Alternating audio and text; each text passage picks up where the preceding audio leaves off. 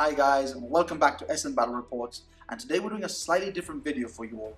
So this video is going to be focused on competitive list building, the things that go through my mind when I'm trying to build a list for an event, and sort of just the whole procedure for me. You know, we can call it a ritual if you want, because I know everybody has one of these that they go through. I know Pardo has his own, but this is the kind of stuff that I do personally when it comes to any event essentially. So the first thing that I always try to do is I scope out what the event is like. I want to know what the landscape of the event is. I want to know what kind of players are going to this event, because the last thing I want to do is be that guy, show up to the event with, let's just say, Crusher Stampede to a small RTT in Gibraltar, and just go and raise hell there. So what I really want to do is essentially match what the event is. I know a lot of people want to win events, and that's fine, but there's just something, they will always leave something sour in people's mouths if you just show up with the top tier competitive list when everybody else is, running maybe weaker lists or something that's slightly more fun or interactive or even narrative. Following through with that, I also want to make sure that I read any competitive articles. Now, 40k is a super dynamic game. It's something that changes on a weekly basis. When we have GTs and RTTs and all sorts of other things, we tend to find ourselves in a scenario where, like I said, the landscape or the metascape of the game changes drastically from one week to the next. So to try and combat this, we do have a lot of people that write competitive articles, that do full write-ups of events, and those are the kind of things you want to be using as extra tools for yourself throughout your list writing procedure. Just a quick example for it is Warhammer, who essentially do weekly articles on top GT winners, top super major winners. They do all the math hammer and rules hammers for people as well, so they write out and they think of everything for you.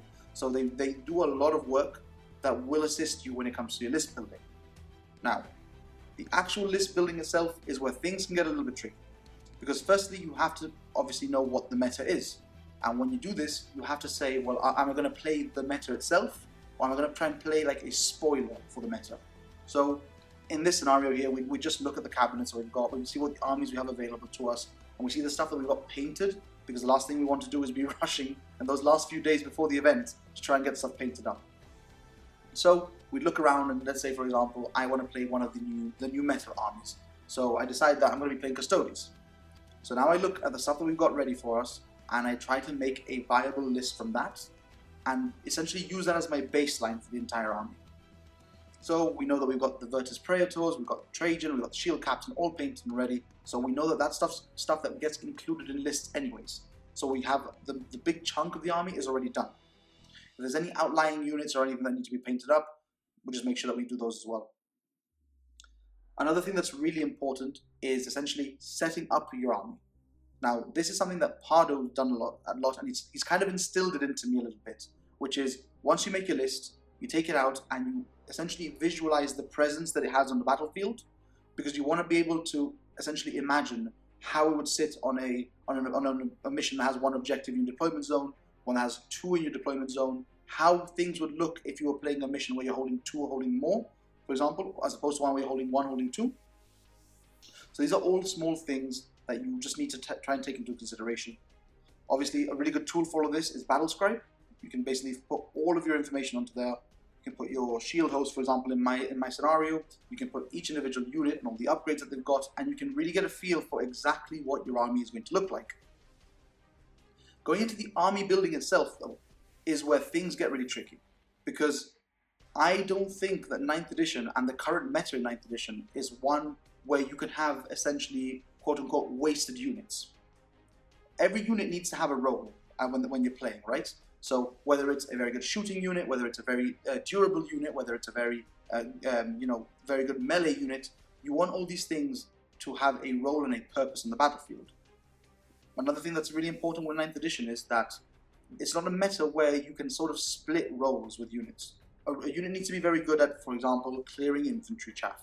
A unit needs to be very good at anti-elite stuff. You don't ever really want to have a unit that does both things well, as opposed to a unit that does one thing exceedingly well. So in this instance, for example, when I'm building the Custodies, I look at Virtus Praetors, for example. You can put Hurricane Bolters on them, which are very good at anti-infantry stuff, but their melee lends itself a lot more to anti-elite stuff, anti-heavy stuff, or just big stuff in general. So in that case, I think it's always better to invest the points and give them salvo launchers, because that way they're just doubling up on the efficiency of dealing with heavy stuff.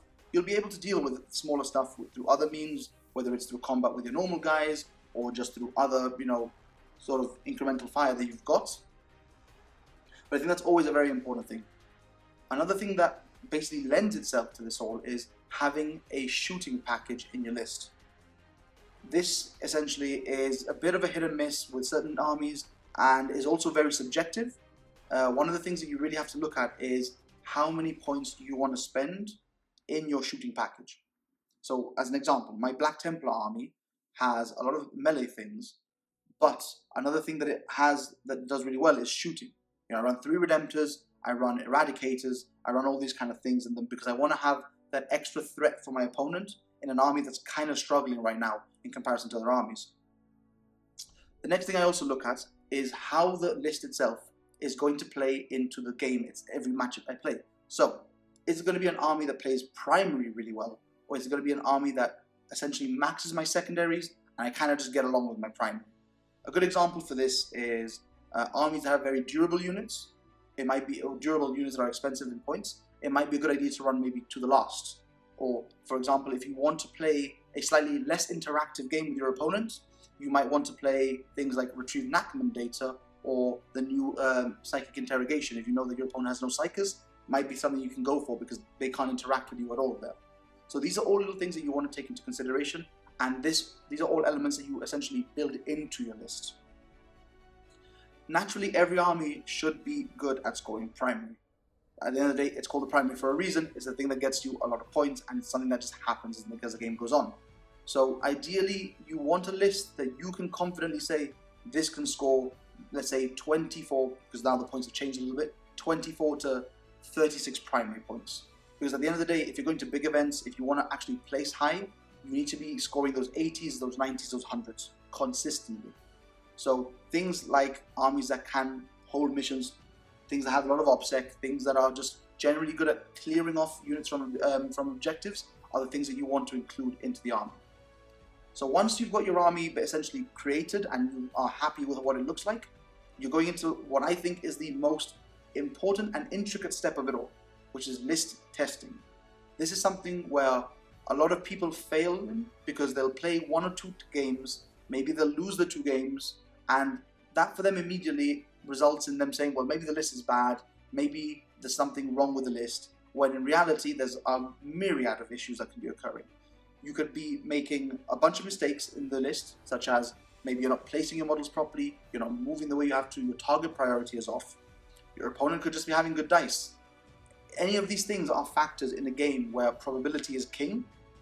So I think it's really important, and Pardo stresses this all the time. You want your list and you want to test it like at least 10 times, because you want to see how it plays into different matchups, into different players, and most importantly, how it plays into strong meta lists.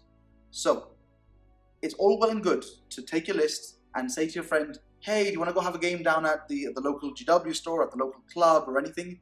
And they just think you're going to play a friendly game, and you just bring a Crusher Stampede list, or you bring the Thick City list, or you bring an AdMech list, you bring anything like this that's really strong, and you just table your friend 10 times in a row. That's not what I would consider to be effective learning with what your list has. You want to pick your list up against the other things that you will be seeing in an event. So if you know you're going to a big event, let's say like it's a few hundred player event, or even a 60 player GT, you know that you're going to be encountering some real Space Raid Drukhari, Thick City Drukhari. You're still going to be seeing some Metallica and some Mars veteran cohort lists. You're going to be seeing Crusher Stampede, you're going to be seeing Grey Knights, you're going to be seeing so many strong lists, and these are the things that you want to test into. Ideally, you also want to test into mirror matchups, and this is something that a lot of people don't touch onto, but it's really important, because you might be great into a lot of the meta matchups, but if your list has a really big problem into mirror matchups, that's always going to be an issue, especially if you are playing a strong meta list. So if you build a Tau army that is really bad into Tau, which I don't think is the case because Tau are very good at Tau right now, you will find yourself struggling now because they are more popular than they have been for a while. Another thing that's really important is trying things out. So this can be from all sorts of things. You might want to, for example, not play a meta list and say, well, I'll try out a unit that is very, very good into a specific thing in the meta. And since you know it's so prevalent there, you will basically be more likely to encounter it, and then you'll also be more likely to essentially have an advantage if the thing that you've tried out works.